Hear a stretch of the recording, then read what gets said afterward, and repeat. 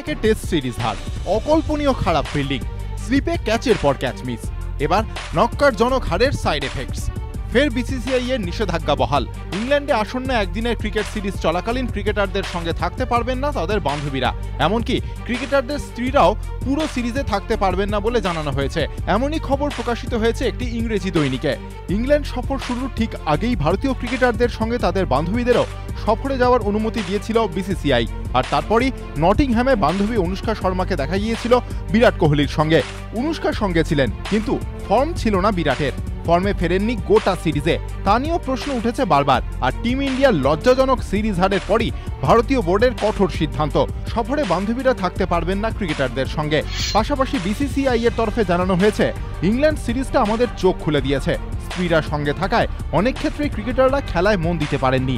অনেক সময় দেখা গিয়েছে তারা প্রয়োজন মতো জিম করতে পারছেন না অথবা নেটে প্র্যাকটিস করছেন না, কেননা তখন স্ত্রীদের নিয়ে শহর দেখাতে বের হতে হতো তাদের। আর এবার থেকে ক্রিকেটাররা সফরে বের হলে স্ত্রীরা তাদের সঙ্গে কতদিন থাকতে পারবেন তাও নির্দিষ্ট করে দেওয়া হবে। বিসিসিআই এর এই নিষেধাজ্ঞা এবার ভারতীয় ক্রিকেটারদের ফোকাসে ফেরাতে পারবে কি? উত্তরের অপেক্ষায় ভারতীয় ক্রিকেট মহল। ইস্ট ওয়েস্ট মেট্রোর জট কাটাতে পরামর্শ কলকাতা হাইকোর্টের। মেট্রো রেল কর্তৃপক্ষ রাজ্য সরকারের কাছে পুরনো নকশা এবং পুনর্বিন্যাসের জন্য এবার প্রস্তাবিত নকশা চাইলেন বিচারপতি। কোন পথে যাবে ইস্ট ওয়েস্ট মেট্রো? পূর্ব প্রস্তাবিত সেক্টর 5 থেকে সেন্ট্রাল হয়ে হাওড়া ময়দান, নাকি রাজ্য সরকারের প্রস্তাব মতো কলেজ স্ট্রিট মোড় থেকে এসএন ব্যানার্জি রোড হয়ে ধর্মতলা? টানাপোড়েন অব্যাহত, মামলা গড়িয়েছে হাইকোর্টে। দীপঙ্কর দত্তর এজলাস থেকে মামলা গিয়েছে নাদিরা পাথেরিয়ার এজলাসে। বৃহস্পতিবার সেই মামলা শুনানিতে বিচারপতি নাদিরা পাথেরিয়া সরকারি আইনজীবীদের প্রশ্ন করেন, পরিকল্পনা মাফিক মেট্রোর মূল সংযোগকারী স্টেশন সেন্ট্রাল হলে রাজ্য সরকারের অসুবিধা কোথায়? কলকাতাকে লন্ডন বানানোর কথা বলছেন মুখ্যমন্ত্রী। বাড়ির রং নীল সাদা হচ্ছে, প্রচুর বাতির স্তম্ভ লাগানো হচ্ছে, খুব ভালো কথা। তাহলে লন্ডনের পিকাডিলি স্কোয়ারের অনুকরণ করা উচিত। পিকাডিলি স্কোয়ারে একসময় লন্ডনের প্রাণকেন্দ্র ছিল না, কিন্তু ধীরে ধীরে তা গুরুত্বপূর্ণ ভূমিকা গ্রহণ করেছে।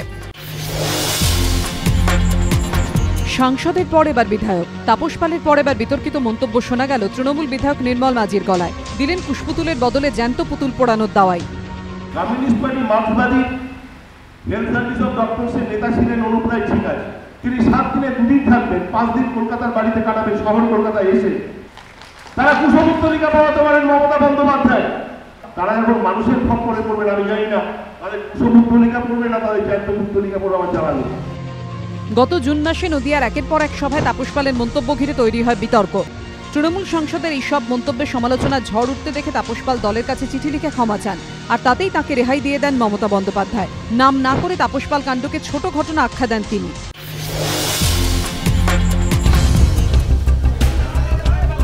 ভর সন্ধ্যায় কৃষ্ণনগরে ইঞ্জিনিয়ারিং এর ছাত্র খুনের ঘটনায় রহস্য। স্থানীয় সূত্রে খবর, বুধবার সন্ধ্যায় কৃষ্ণনগর স্টেশনে নামেন ইন্দ্রনীল রায় নামে বেসরকারি ইঞ্জিনিয়ারিং কলেজের ছাত্র। তার বাড়ি কৃষ্ণগঞ্জের মাঝদিয়ায়। স্টেশনে নেমে রিকশায় চাপেন ইন্দ্রনীল। কৃষ্ণনগর স্টেশন লাগোয়া বেলডাঙ্গা মোড়ে প্রকাশ্য রাস্তায় হঠাৎ তাকে লক্ষ্য করে গুলি চালায় দুষ্কৃতীরা। দুষ্কৃতীদের ছোড়া গুলি ইন্দ্রনীলের পেটে এসে লাগে। আশঙ্কাজনক অবস্থায় তাকে কৃষ্ণনগর শক্তিনগর জেলা হাসপাতালে ভর্তি করা হয়। অবস্থার অবনতি হলে তাকে কলকাতায় নিয়ে আসার পথে মারা যান তিনি। ছাত্রের পরিবারের দাবি, দাদুর বাৎসরিক কাজে যোগ দিতে কৃষ্ণনগর স্টেশনে নামেন তিনি, তারপরেই এই দুষ্কৃতী হানা।